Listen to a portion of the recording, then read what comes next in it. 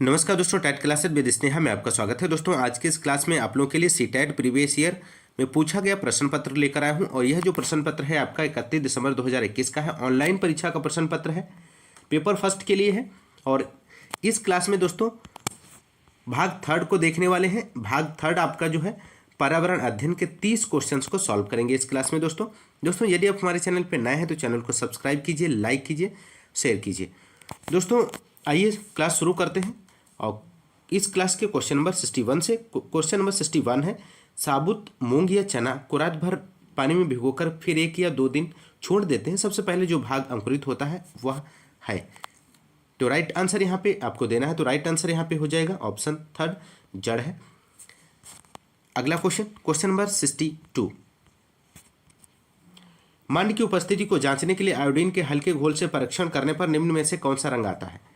तो right answer आपको बताना है। तो यहाँ पे सही जवाब हो जाएगा क्वेश्चन नंबर 62 का फर्स्ट हो जाएगा, नीला काला रंग आता है, ध्यान रखिएगा। अगला क्वेश्चन नंबर 63 है,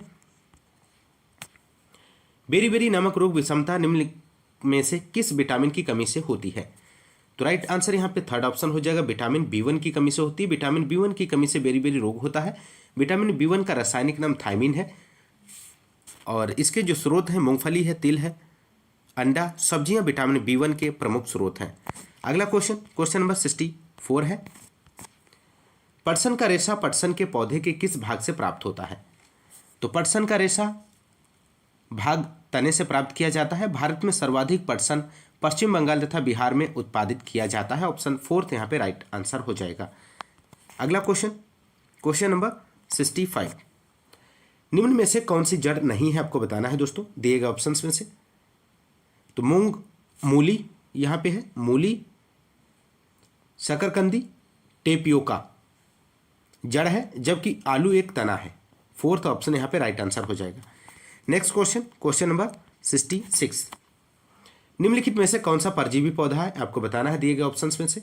तो अमरबेल एक परजीवी पौधा है या खरपतवार दूसरे पौधों के द्वारा प्राप्त पोषक तत्वों से अपने विकास के लिए उस पौधे की शाखाओं पर फैलते हैं। तो ऑप्शन सेकंड यहाँ पे राइट आंसर हो जाएगा। नेक्स्ट क्वेश्चन नंबर 67 है, निम्न में से किन पौधों के बीज पशुओं द्वारा विस्थापित होते हैं। तो आम के बीज पशुओं द्वारा विस्थापित होते हैं। आम भारत का राष्ट्रीय फल है, इसे फलों का राजा भी कहा जाता है। आम का वैज्ञानिक नाम मैंगीफेरा इंडिका है, ध्यान रखिएगा। ऑप्शन 4 सही जवाब हो जाएगा। अगला क्वेश्चन नंबर 68 है, निम्नलिखित में से किसको बीज पत्र कहते हैं आपको बताना है, दिए गए ऑप्शंस में से। तो बीज का पत्तेनुमा भीतरी भाग जो विकसित होते पौधे के लिए अन्न भंडार का काम करता है, बीज पत्र कहलाता है। ऑप्शन थर्ड यहाँ पे राइट आंसर हो जाएगा। अगला क्वेश्चन नंबर 69 है दोस्तों, निम्न में से किन पौधों की जड़ों में नाइट्रोजन जोड़ने वाले बैक्टीरिया की ग्रंथियां नहीं होती हैं। तो राइट आंसर यहाँ पे हो जाएगा थर्ड, तुलसी यहाँ पे सही जवाब है। तुलसी के पौधों की जड़ों में नाइट्रोजन जोड़ने वाले बैक्टीरिया की ग्रंथियां नहीं होती हैं। नाइट्रोजन जोड़ने वाले बैक्टीरिया की ग्रंथियां दलहनी पौधों की जड़ों में पाई जाती है।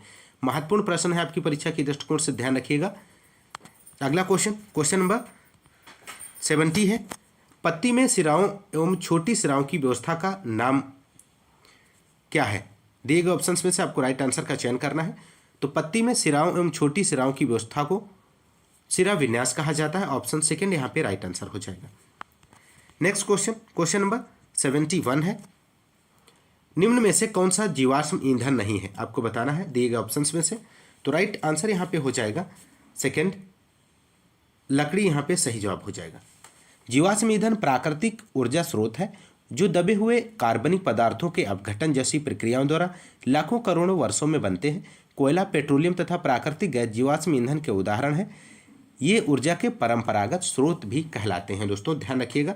तो यहाँ पे इस क्वेश्चन का राइट आंसर सेकंड हो जाएगा। अगला क्वेश्चन नंबर 72, निम्न में से कौन सा ऊर्जा का परंपरागत स्रोत है आपको बताना है, दिए गए ऑप्शंस में से।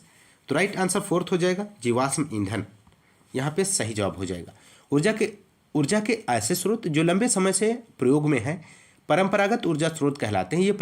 ये प्रकृति में सीमित मात्रा में उपलब्ध होते हैं तथा कुछ समय बाद में खत्म हो जाते हैं। जीवाश्म ईंधन उपले, पेट्रोलियम आदि परंपरागत ऊर्जा स्रोत हैं, जबकि सौर ऊर्जा, ज्वार भाटा ऊर्जा, भूगर्भीय उष्मीय ऊर्जा गैर परंपरागत ऊर्जा स्रोत हैं। दोस्तों ध्यान रखिएगा। अगला क्वेश्चन, क्वेश्चन नंबर 73। पौधों के ऊपरी भागों से वाष्प के रूप जल की क्षति को कहते हैं, क्या कहते हैं? तो राइट आंसर फोर्थ हो जाएगा, वाष्पोत्सर्जन कहते हैं। अगला क्वेश्चन, क्वेश्चन नंबर 74। हिमालय से एप्पल एक औषधि पौधा है जो उच्च क्षेत्रों में पाया जाता है, इसे किस समूह में रखेंगे? तो राइट आंसर यहाँ पे हो जाएगा, हिमालय से एप्पल एक औषधि पौधा है जो उच्च क्षेत्रों में पाया जाता है, इसे संकट संपन्न समूह में रखा गया है। तो थर्ड यहाँ पे फोर्थ ऑप्शन सही जवाब हो जाएगा, संकट संपन्न। क्वेश्चन नंबर 75 है दोस्तों, हमारे सौरमंडल में कौन सा ग्रह पृथ्वी से छोटा है? महत्वपूर्ण प्रश्न है आपकी परीक्षा के दृष्टिकोण से। तो यहाँ पे राइट आंसर थर्ड ऑप्शन हो जाएगा, बुध, यहाँ पे सही जवाब हो जाएगा। बुध ग्रह पृथ्वी से छोटा है। आकार के अनुसार घटते क्रम में ग्रहों का क्रम है, बृहस्पति, शनि, अरुण, वरुण, पृथ्वी, शुक्र, मंगल एवं बुध। तो ध्यान रखिएगा, ऑप्शन थर्ड यहाँ पे राइट आंसर हो जाएगा इस क्वेश्चन का। क्वेश्चन नंबर 76 है, एनसीएफ 2005 के अनुसार प्राथमिक स्तर पर ईबीएस का उद्देश्य निम्नलिखित में से कौन सा होना चाहिए? तो राइट आंसर सेकेंड ऑप्शन हो जाएगा, बच्चों की कंठस्थ करने की कला का विकास करना, यहां पे राइट आंसर हो जाएगा।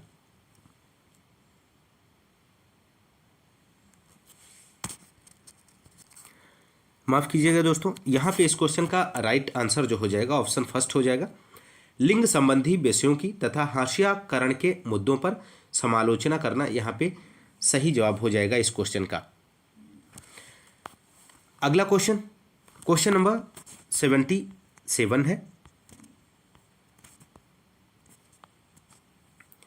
प्राथमिक स्तर पर ईबीएस की एकीकृत प्रवृत्ति को निम्न में से अनुमोदित करता है। तो यहाँ पे इस क्वेश्चन का दोस्तों राइट आंसर बताना है। तो राइट आंसर यहाँ पे हो जाएगा ऑप्शन फर्स्ट, केवल ए तथा बी यहाँ पे सही जवाब हो जाएगा। बच्चा अपने पर्यावरण को एक संपूर्ण रूप में देखता है, यह प्राथमिक स्तर पर ईबीएस की एकीकृत प्रवृत्ति को अनुमोदित करता है। इसके अलावा यह थीम पर आधारित है, साथ ही विज्ञान, सामाजिक विज्ञान तथा पर्यावरण शिक्षा की अवधारणा एवं मुद्दों का एकीकरण करता है। तो फर्स्ट यहाँ पे राइट आंसर हो जाएगा। अगला क्वेश्चन, क्वेश्चन नंबर 78, निम्न में से ईबीएस की शिक्षा के संबंध में कौन सा सही है? ऑप्शन ए दिया गया अनुभव द्वारा सीखना, ऑप्शन बी है मूर्त से अमूर्त की ओर शिक्षा, ऑप्शन सी है ज्ञात से अज्ञात, ऑप्शन डी है ईबीएस का प्रासंगिक स्वरूप। तो राइट आंसर यहाँ पे फर्स्ट हो जाएगा, ए बी सी डी ये सभी हो जाएगा यहाँ पे राइट आंसर। ईबीएस का प्रासंगिक स्वरूप होता है, इसमें इसे अनुभव द्वारा सीखा जाता है, साथ ही साथ ईबीएस मूर्त से अमूर्त की ओर, शिक्षा संस्था ज्ञात से अज्ञात की ओर होता है। इस प्रकार ईबीएस का शिक्षा से संबंध चारों विकल्प सही हो जाएंगे दोस्तों। अगला क्वेश्चन, क्वेश्चन नंबर 79 है, निम्न में से ईबीएस के पाठ्यक्रम का थीम कौन सा है आपको बताना है। तो ईबीएस के पाठ्यक्रम का थीम है परिवार और मित्र, भोजन, आश्रय, पानी, यात्रा तथा चीजें जो हम बनाते हैं और करते हैं। ऑप्शन सेकंड यहाँ पे राइट आंसर हो जाएगा। अगला क्वेश्चन, क्वेश्चन नंबर 80 है, एनसीईआरटी की ईबीएस पुस्तक का अंतरिक्ष में सुनीता आधारित है। तो राइट आंसर थर्ड हो जाएगा, वास्तविक लोग तथा उनके अनुभव। एनसीईआरटी की ईबीएस पुस्तक का अंतरिक्ष में सुनीता वास्तविक लोग तथा उनके अनुभव पर आधारित है। थर्ड ऑप्शन राइट आंसर हो जाएगा। क्वेश्चन नंबर 81 है, खाद्य पदार्थों के खराब होने तथा अपव्यय को संबोधित करने के लिए निम्नलिखित में से कौन से संसाधन सुझाव उपयुक्त हैं। तो राइट आंसर फर्स्ट हो जाएगा, परिवार के अनुभवों एवं पारस्परिक क्रियाओं को खाद्य परीक्षण से संबंधित व्यक्ति से साझा करना। अगला क्वेश्चन, क्वेश्चन नंबर 82 है, ईबीएस में एक शिक्षक निम्न में से किसके अंतर्गत स्वच्छता अभियान चला सकता है। तो राइट आंसर फर्स्ट हो जाएगा, प्रोजेक्ट परियोजना कार्य। ईबीएस में एक शिक्षक प्रोजेक्ट परियोजना कार्य के अंतर्गत स्वच्छता अभियान चला सकता है। प्रोजेक्ट कार्य में किसी लक्ष्य की प्राप्ति हेतु विस्तृत कार्य योजना बनाई और कार्यान्वित की जाती है। क्वेश्चन नंबर 83 है, एनसीईआरटी के ईबीएस के अध्याय 15 कक्षा 5 में उसी से ठंडा उसी से गर्म नामक डॉक्टर जाकिर हुसैन द्वारा रचित एक कहानी का प्रयोग किया गया है। इस कहानी का मुख्य उद्देश्य विकसित करना है। तो राइट आंसर हो जाएगा यहाँ पे ऑप्शन थर्ड, प्राथमिक स्तर पर सांस लेने और छोड़ने की प्रक्रिया। यहाँ पे सही जवाब हो जाएगा, प्रक्रिया की समझ विकसित करना है। तो ध्यान रखिएगा दोस्तों। अगला क्वेश्चन, क्वेश्चन नंबर 84। ईबीएस की शिक्षा में रचनात्मक मूल्यांकन का संचालन करने का सबसे उपयुक्त उद्देश्य है। तो राइट आंसर फर्स्ट हो जाएगा, विद्यार्थियों की मात्रात्मक एवं गुणात्मक प्रगति को संबोधित करना। यहाँ पे सही जवाब हो जाएगा। क्वेश्चन नंबर 85 है, ईबीएस का शिक्षक सदैव अपने पास एक डायरी व कलम रखता है तथा अपने छात्रों को प्रतिदिन के अर्थपूर्ण एवं दिलचस्प व्यवहार का अवलोकन करता है, शिक्षक प्रयोग करता है। तो राइट आंसर फर्स्ट हो जाएगा, दृष्टांत वर्ण उपकरण। ईबीएस का शिक्षक अपने पास एक डायरी और कलम रखता है तथा अपने छात्रों के प्रतिदिन के अर्थपूर्ण एवं दिलचस्प व्यवहार का अवलोकन करता है। इसमें शिक्षक दृष्टांत वर्ण उपकरण का प्रयोग करता है। अगला क्वेश्चन, क्वेश्चन नंबर 86 है, निम्न में से कौन सा ईबीएस के आकलन का सूचक हो सकता है? ऑप्शन ए है अवलोकन, बी है सहयोग, सी है याद स्मृति। तो आपको बताना है दोस्तों यहाँ पे। तो राइट आंसर फर्स्ट हो जाएगा ए और बी, यहाँ पे राइट आंसर हो जाएगा इस क्वेश्चन का। अवलोकन तथा सहयोग ईबीएस के आकलन का सूचक है, हो सकता है। आकलन से तात्पर्य प्रेक्षण, निरीक्षण तथा देखना है। पर्यावरण अध्ययन को समझने के लिए हमें सहयोग की आवश्यकता पड़ती है। ऑप्शन फर्स्ट यहाँ पे सही जवाब हो जाएगा, अवलोकन और सहयोग। अगला क्वेश्चन, क्वेश्चन नंबर 87। पर्यावरण अध्ययन के शिक्षक अपनी कक्षा में वास्तविक चुनौती है।